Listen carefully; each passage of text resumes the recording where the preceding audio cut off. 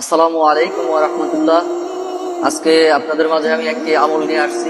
আমলটি হলো, যাদের মুখে ব্রণ আছে, ব্রণগুলো দূর হইতেছে না, বিভিন্ন প্রকার ক্রিম আইটেম অনেক কিছু ব্যবহার করার পরেও যে ব্রণগুলো দূর হইতেছে না, এটা আমলের মাধ্যমে দূর করা যায়।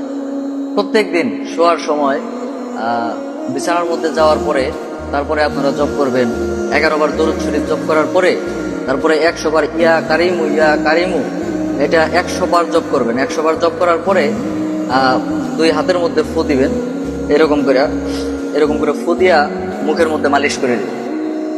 এরকম করে মুখের মধ্যে মালিশ করে দিবেন। এরকম করে মালিশ করে দেওয়ার পরে এরকম করে আপনি যদি আপাতত 41 দিন পর্যন্ত করেন, আশা করি 10 থেকে 12 দিনের ভিতরে আপনার মুখের মধ্যে যত প্রকার দাগ বা ব্রণগুলা আছে এগুলা শেষ হয়ে যাবে বা ক্লিন হয়ে যাবে ইনশাআল্লাহ।